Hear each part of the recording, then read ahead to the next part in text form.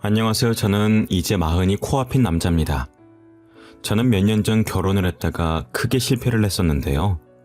그때는 저를 속인 사람들이 너무 밉고 거기에 속아 넘어간 제 자신이 너무 한심스러웠습니다. 하지만 이제 시간이 지나고 생각을 해보니까 제 탓을 할 게 하나도 없더라고요. 괜히 그런 사람들 때문에 한동안 사람들도 못 믿고 혼자 자책을 하고 있던 그 시간들이 너무 아깝다는 생각에 여러분들은 저처럼 자책하느라 그동안의 시간을 헛되이 보내지 마시라고 사연을 써봅니다. 저는 5년 전 노총각이라는 타이틀을 달고서 여기저기 맞선을 보러 다녔어요. 다행히 돈을 꽤나 잘 버는 편이라 결혼업체에 가면 높은 등급을 받을 수가 있었습니다. 하지만 아무리 돈이 많다고 해도 마흔이 가까워질수록 좋은 인연을 찾기란 하늘의 별 따기였어요. 그렇게 맞선만 보기를 수십 차례였습니다. 처음 아내를 만난 것도 맞선 장소였어요. 하지만 특이한 점은 아내가 맞선 상대는 아니었다는 거였죠. 이상하게 저와 매칭되시는 분들은 저와 취미가 맞지 않거나 외모가 제 스타일이 아니었어요. 외모가 제 스타일이셔서 이야기를 하다 보면 서로 관심사가 공통된 부분이 없으니 대화가 몇 번 이어지지도 않았고, 외모가 제 스타일이 아니면 저도 딱히 잘해보고 싶다는 생각이 안 들더라고요. 그런데 그날은 유독 그분이랑 대화 코드도 안 맞고 모든 게 마음에 들지 않았었습니다. 이야기를 하는데 자기가 관심 없는 이야기라며 제 말을 툭툭 끊어버리고 심지어 대놓고 얼마나 버시냐면서 물어보셨었죠. 그분도 나름 전문직이셔서 자기만의 프라이드가 상당히 강하시더라고요. 그러다 보니 어떻게든 손해보는 장사를 하지 않으려고 하셨습니다. 아무리 연애를 건너뛰고 결혼부터 생각하는 맞선 자리라고는 하지만 그래도 대놓고 결혼을 하나의 장사처럼 취급하시는 분이랑은 저도 더는 이야기가 하기 싫었습니다. 그래서 저도 모르게 할 말이 없어서 말도 제대로 안 하니까 그 여자분도 자존심이 상했었는지 더는 할 이야기가 없을 것 같다면서 자리에 앉은 지 30분도 채 지나지 않아서 일어나시더라고요. 저는 그분을 잡지도 않고 잘 가시라며 의례적인 인사를 건넸고 괜히 그분과 엘리베이터도 함께 타고 싶지 않아서 저는 더 앉아있다가 가겠다고 했어요.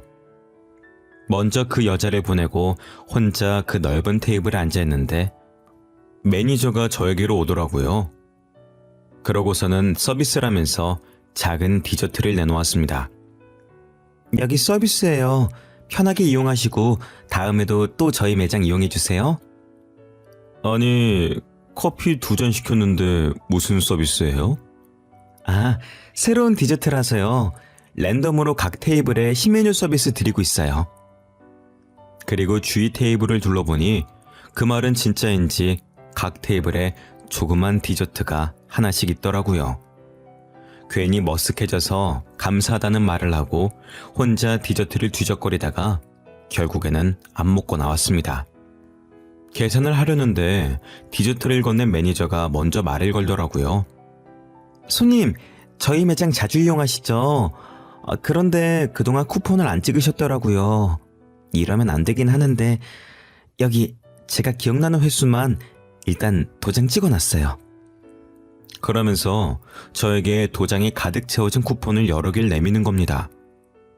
저는 당황스러워서 필요 없다고 거절하려는데 막무가내로 그걸 카드와 같이 제 손에 쥐어주더라고요.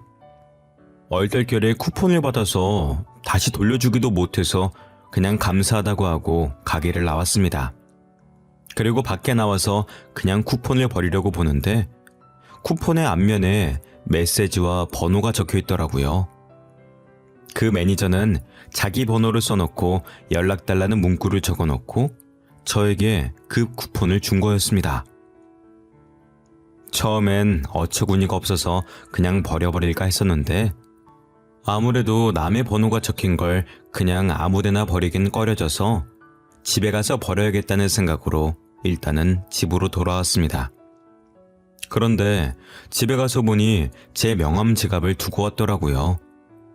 제가 사업을 하는 사람이라 여기저기 명함을 드릴 일이 많아서 꼭 들고 다니는데 그때도 처음 인사를 하면서 명함을 드린다고 꺼내놓고는 깜빡하고 두고 온 것이었습니다. 제 명함이야 다시 파면 되지만 몇몇 거래를 하는 거래처 명함들도 있어서 꼭 찾아야 했습니다. 그래서 급하게 가게로 전화를 걸어보니 바쁜지 몇 번을 걸어도 전화를 안 받더라고요. 그래서 다급한 마음에 저에게 번호를 준 직원에게 전화를 걸었고 그 매니저는 그 사이에 퇴근이라도 했는지 제 전화를 금방 받았습니다.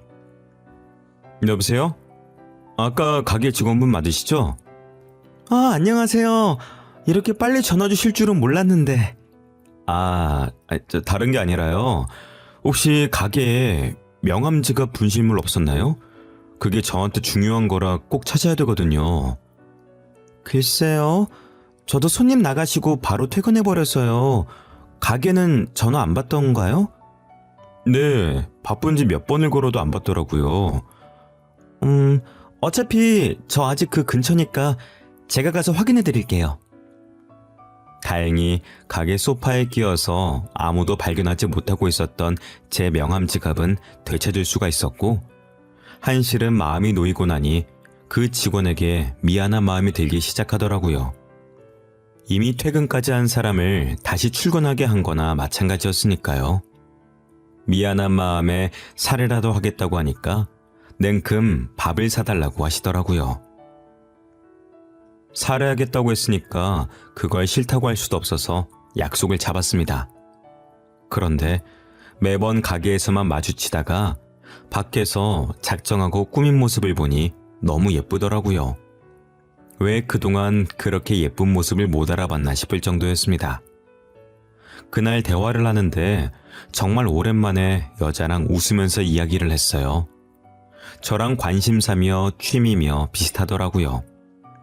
저는 활발하게 움직이는 걸 좋아하는 편이라 가지고 혼자 뭔가를 계속하는데 목공예도 배우고 직접 의자나 테이블 같은 걸 만드는 걸 참 좋아라 했습니다. 그런데 그분은 집 인테리어에 관심이 있어서 간단하게 붙이는 벽지도 직접 붙이고 조명이나 예쁜 소품들로 집을 꾸미시는 걸 좋아한다고 하시더라고요. 매번 업체에서 등급을 매겨 저랑 비슷한 수준의 여자를 소개해 주니까 늘 자기적인 만남에 저도 모르게 이것저것 재곤했었는데 그런 것 없이 만나서 이야기를 하니까 저도 편하게 시간을 보낼 수가 있었습니다. 그 후로 그분은 종종 연락이 왔고 결국엔 연인 사이로 발전했고 결혼까지 골인했습니다. 결혼 후 아내의 카페도 차려주고 처가댁도 이사를 시켜드렸습니다.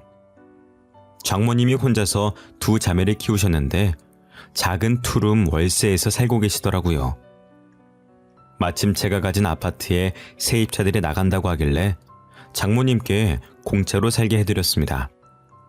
제가 결혼을 하고 1년도 지나지 않아서 처제도 결혼을 했고 혼자 계신 장모님이 걱정이 돼서 명절이 아니어도 처가 식구들끼리 만나서 자주 시간을 보냈습니다. 그렇게 결혼을 하고 반년 동안은 정말 아무런 걱정도 갈등도 없이 행복한 나날이 이어졌죠. 그런데 처제가 어느 날 새벽에 저희 집으로 찾아오면서 그 평화로움도 깨져버렸습니다. 언니, 그 사람이 도박에 빠져서 집도 경매로 넘어가게 생겼어. 그게 무슨 말이야? 도박이라니, 언제부터? 번듯해 보이던 동서는 언제부터 도박에 빠졌는지 어느 순간부터 집에도 잘 안 들어오고 주말이면 친구들과 골프를 치러 가겠다고 나가놓고 담배와 술 냄새를 풀풀 풍기면서 들어왔대요.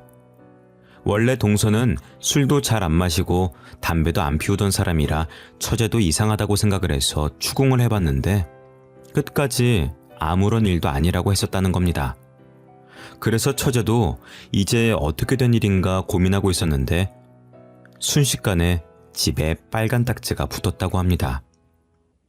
알고 보니 이미 두 사람이 결혼할 때쯤부터 도박에 손을 대기 시작했고 멀쩡하게 번 돈을 죄다 도박에 쓰면서 결혼 후 생활비부터는 다 마이너스였어요. 처제는 아무것도 모르다가 가압류까지 당하고 나서야 사실을 알게 된 거였고요. 그때가 결혼한 지 1년도 지나지 않았을 때였습니다.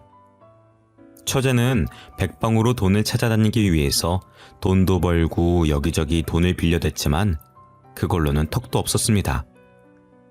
그나마 돈이 있던 저는 갚아주면 또 똑같은 일이 반복될 거라며 처제가 다른 사람에게 돈을 빌리는 것까지 막아섰으니 저에겐 빌려달라고는 안 하더라고요. 저는 괜히 집에 가면 마음만 안 좋을 것 같아서 처제더러 저희 집에서 잠시 같이 지내자고 했습니다. 처음엔 민폐를 부린다며 거절을 했었지만 하루는 집에 다녀오더니 이혼하겠다고 선언하더라고요. 나 이혼할 거야. 이미 같이 살고 있지도 않지만 같이 사는 건 더 못하겠어. 무슨 일인데 이제 도박은 안 하는 거 아니야? 너한테 그렇게 심하게 걸려놓고 이서방은 아직도 정신을 못 차렸대? 이제는 아예 집에서 도박판을 벌리고 있더라고. 빨간 닭지 정도면 다행이지. 아예 집이고 뭐고 싹 다 날아가게 생겼어. 집에서까지 도박을 한다고? 차라리 경찰에 부르지 그랬어. 경찰 불러도 그때뿐이죠. 어차피 금방 다시 나오면 똑같을 거 해봤자 뭐해요. 그 이후로 처제는 아예 저희 집에서 살았고 동서는 그런 처제를 찾지도 않았습니다. 결국에는 처제도 더는 상황이 나아질 것 같지 않다며 결혼한 지 딱 1년 만에 이혼을 했습니다.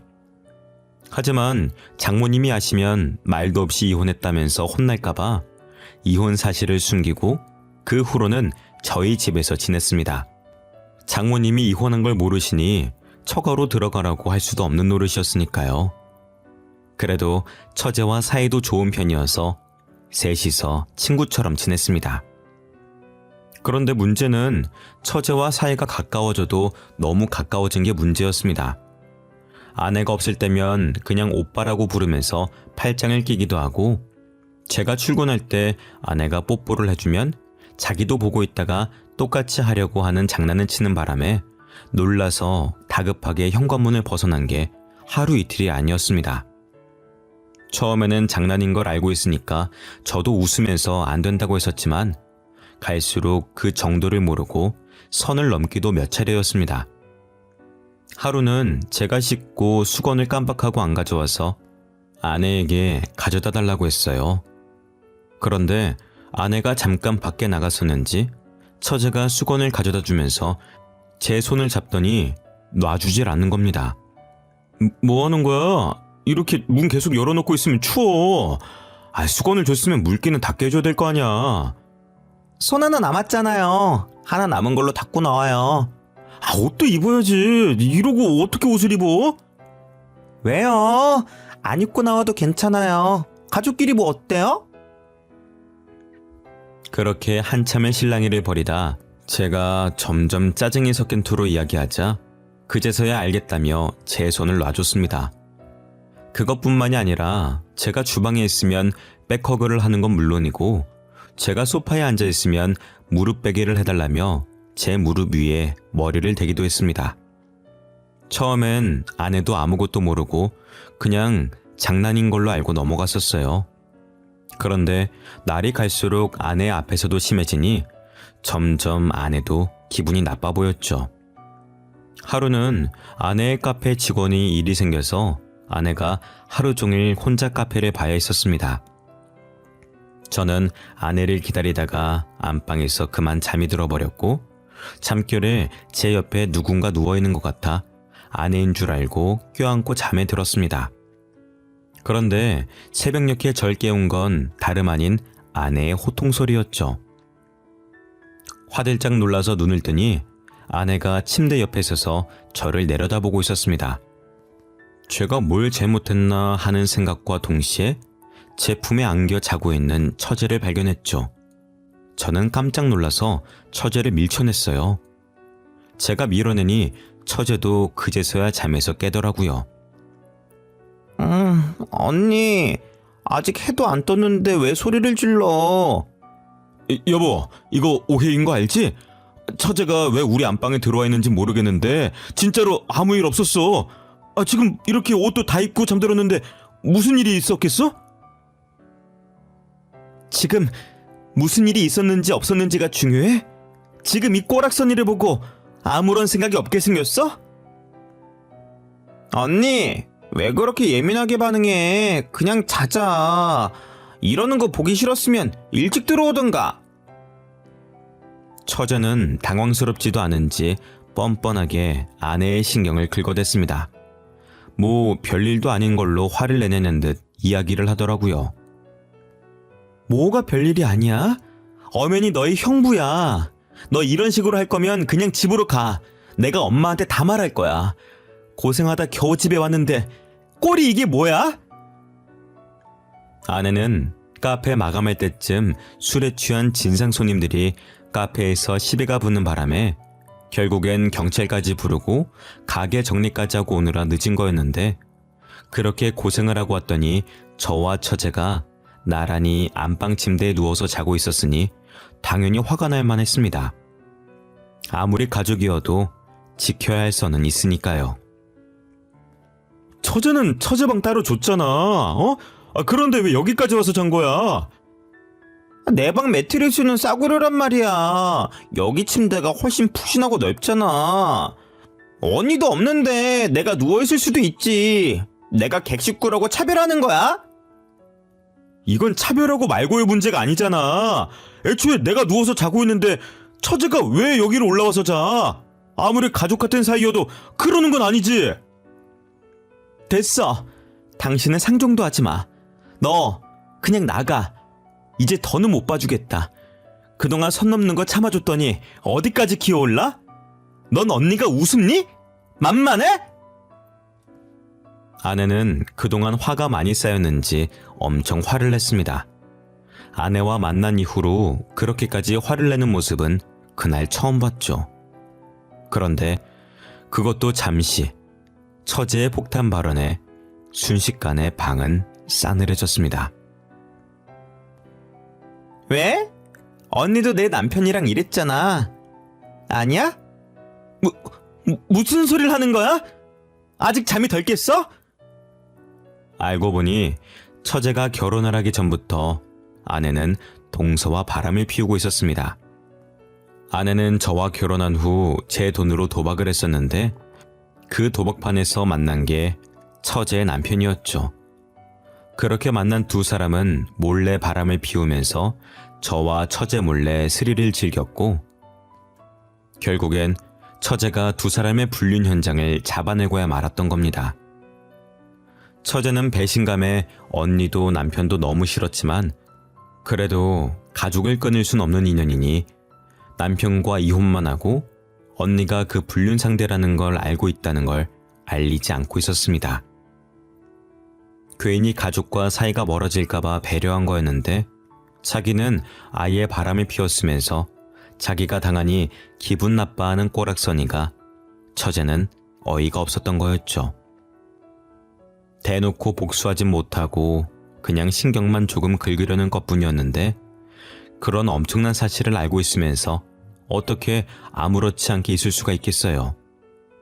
결국엔 처제도 얼마 참지 못하고 알고 있던 사실들을 내뱉어버린 거였습니다. 그동안 내 전남편 만나고 다녔던 거 다 알아. 그 사람 입으로 직접 들었으니까. 내가 이혼하고도 만나나 싶어서 사람 붙였더니 아직도 만나고 다니더라? 뭐라고? 네가 그걸 어떻게 알아? 그리고 언니, 애초에 형부 사랑해서 한 결혼도 아니었잖아. 그런데 뭘 그렇게까지 질투를 해? 형부가 언니한테 돈만 주면 만사 오케이 아니야? 뭐라고? 네가 어떻게 그걸... 엄마가 언니를 얼마나 끔찍하게 아끼는지 뻔히 아는데 처음 보는 형부는 두 손 들고 환영했으니까 이미 검증도 다 됐다는 거 아니겠어? 엄마가 언제 그렇게 네 형부를 두 손 들고 환영했다고 그래? 두 사람 이야기하는 거 다 들었어. 엄마 회사에서 형부 정보 빼돌려서 언니한테 준 거잖아. 내가 아무것도 모를 줄 알았어? 둘 다 제정신 아니야. 형부 가지고 논 거잖아. 사실 장모님은 제가 가입한 결혼업체에 커플 매니저로 일하셨었는데 제 가입 정보에 적힌 연봉을 보고 자기 딸이랑 연결시키려고 수를 쓴 거였습니다. 그래서 유난히 저랑 안 맞는 여성분을 골라서 제 맞선에 내보내고 장소는 자기 딸이 일하는 호텔 카페로 잡은 거였죠. 호시탐탐 아내는 저를 꼬실 기회를 노리고 있었고 꼼짝없이 거기에 걸려든 거였습니다. 모든 사실을 들었는데도 사실 믿기지가 않았어요. 아무리 사람마다 결혼하는데 중점을 두는 곳이 다르다고 하더라도 마냥 돈만 보고 이렇게 계획적으로 접근해서 결혼까지 하는 게 흔한 일인가요? 업체에 소송을 하려고 해도 이미 장모님은 저와 아내가 결혼도 하기 전에 그만두셨고 회사 입장에서는 딱히 할 수 있는 조치도 없을 테니 답답할 노릇이었죠. 솔직히 언니, 도박할 돈 때문에 형부랑 결혼한 거면서 뭘 그렇게 화를 내? 왜? 언니가 남의 가정 깨뜨릴 땐 괜찮고 남이 언니 가정 부수는 건 싫어? 대체 내가 언제 바람을 피우고 언제 도박을 했다는 거야? 증거 있어? 당연히 있지. 언니, 요즘에도 내 전남편 만나서 같이 도박하러 다니더라. 뭐 같이 사기라도 치려고 다니는 거야? 그렇게 해서 좀 벌긴 했고? 잠깐만, 도박이라니 그건 또 무슨 소리야? 그러면서 처제는 당당하게 일주일 전에 찍힌 영상을 보여줬습니다. 누가 봐도 제 아내와 동서였고 두 사람은 다정하게 팔짱도 끼고 심지어 길거리에서 껴안고 난리를 부렸더라고요. 당신 이거 뭐야?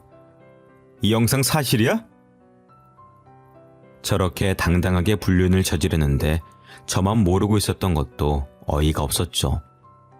처제 이야기를 들어보니 처음엔 동서도 그렇게까지 도박 중독은 아니었다고 합니다. 결혼할 때까진 그냥 가끔 친구들과 한 게임 하는 수준이었으니까요. 그런데 결혼을 하고 나서 본격적으로 아내가 동서를 데리고 도박을 알려줬습니다. 두 사람이 눈이 맞아서 바람을 피우며 아내는 도박을 하러 동서와 함께 다녔고, 그러니 동서도 결혼 후 벌어오는 돈을 족족 도박에 쏟아붓고 생활비는 마이너스의 대출도 정도를 넘어서서 이자조차 제대로 못 낼 정도였던 겁니다. 아내는 제가 주는 돈이 한계가 있으니 매번 조금씩 동서에게 빌렸었고, 동서도 돈이 급해지니 아내에게 빌린 돈을 갚으라고 했었지만 아내는 돈이 없다면서 배째라는 식으로 돈도 안 갚은 거였습니다. 사실 도박빚은 차용증도 안 쓰고 그 돈이 도박으로 인한 거면 안 갚아도 법적으로 채무자에게 갚으라고 하지 않기 때문에 아내도 그걸 알고 그렇게 나간 거였죠. 동서는 뭣도 모르고 자기 혼자서만 뒤집어 쓰게 생겼으니 화가 난 겁니다. 그래서 처제에게 모든 사실을 알리고 너희 언니가 빌려간 돈이니 처제라도 그 돈을 갚으라고 하면서 처제가 모든 사실을 알게 된 거였습니다. 동서도 멍청하게 그 도박을 제 아내 때문에 빠졌다고 하면 언제부터 둘이 그렇게 가까웠냐부터 분명히 다른 의심들도 따라올 수밖에 없는데 그걸 자기 입으로 말해서 결국엔 두 사람이 바람을 피웠다는 사실도 다 드러나 버렸던 겁니다. 언니만 아니었어도 내 인생 이렇게 안 꼬였어. 전 남편도 언니만 아니면 도박에 그렇게 빠지지도 않았을 거고 내 결혼 생활도 멀쩡했을 거야.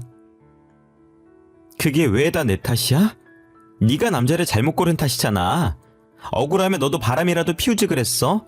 아, 그래서 지금 너희 형부한테 이러는 거야? 그래, 일부러 그랬어. 지금까지 언니는 내 모든 걸 뺏어갔잖아. 엄마 사랑도 남편도 내 가정도. 그래도 언니니까 참아보려고 했어. 근데 왜 난 언니 거에 손도 못 대? 다 네가 못나서 그런 거지. 왜 내 탓을 해? 당신, 내가 알던 사람 맞아? 바람 피운다는 사실을 어떻게 그렇게 내 앞에서 당당하게 해? 당신한테 미안하게 됐어. 근데 내가 당신의 빚더미에 앉힌 것도 아니고 그렇다고 우리가 그렇게 사랑으로만 결혼한 사이도 아닌데 그렇게까지 미안해야 할 일이야 이게? 뻔뻔하게 나오는 아내의 말을 들으니 너무 화가 나면 말이 안 나온다는 게 무슨 말인지 알겠더라고요.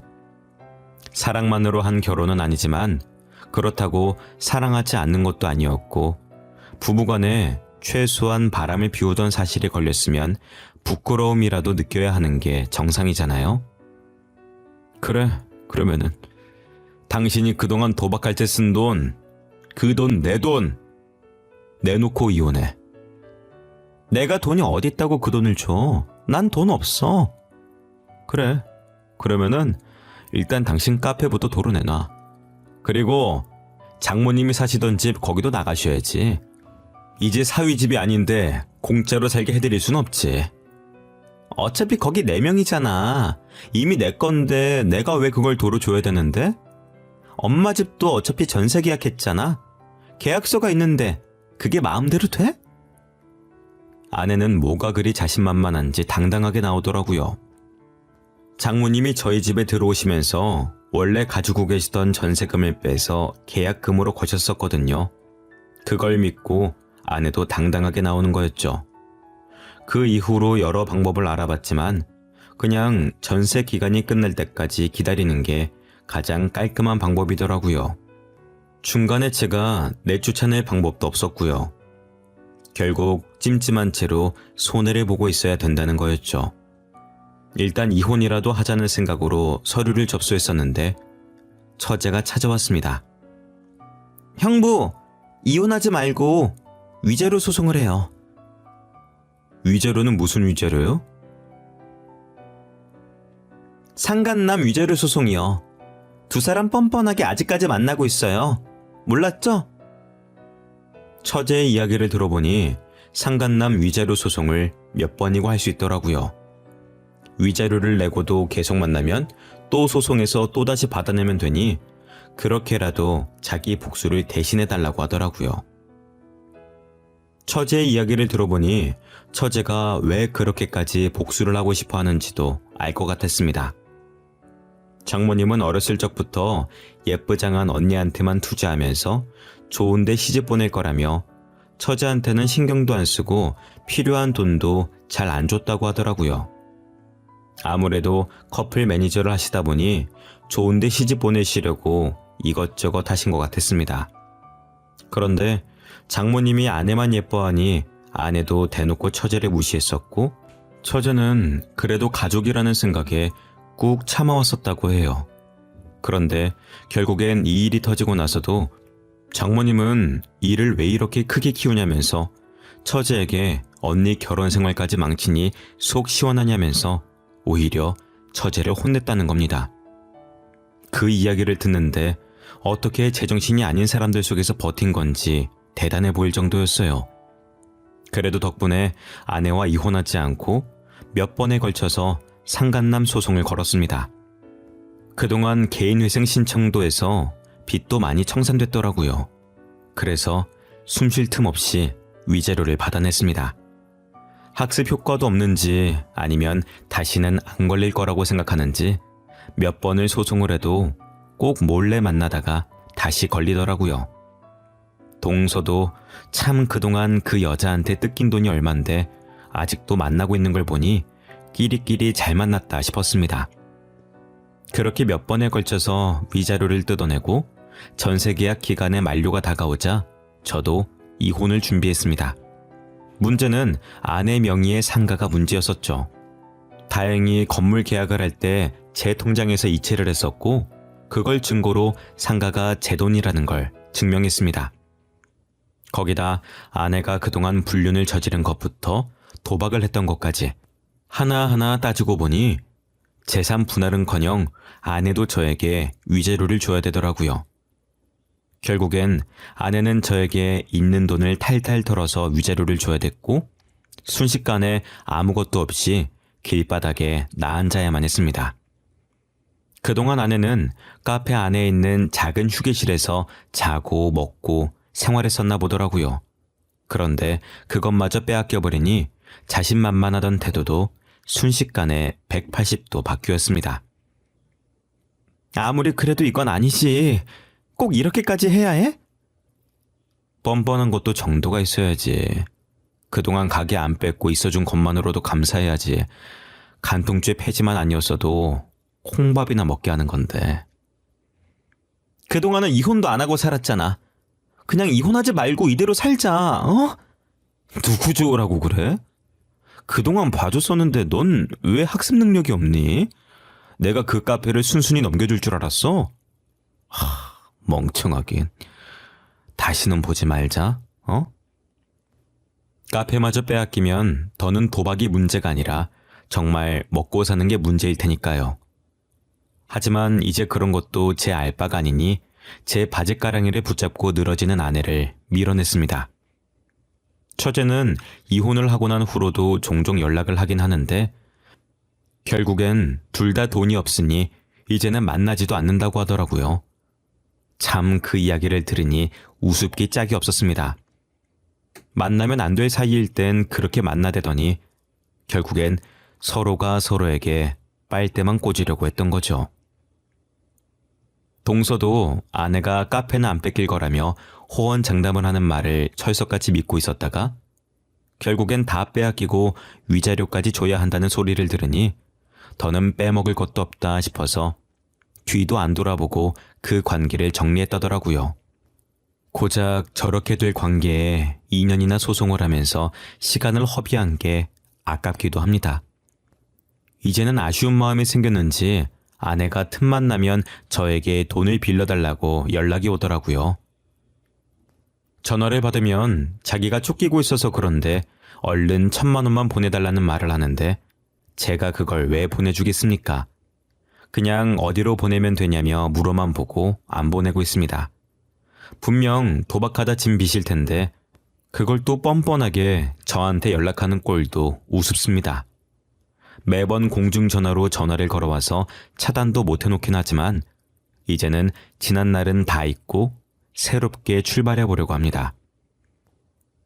도박이나 불륜은 먼 이야기인 줄로만 알았는데 이렇게 제가 겪으니 배신감에 치가 떨립니다. 복수를 하는 것도 중요하지만 앞으로의 제 시간을 복수에 더 허비하지 않으려고요. 지금까지 제 이야기를 들어주셔서 감사드립니다.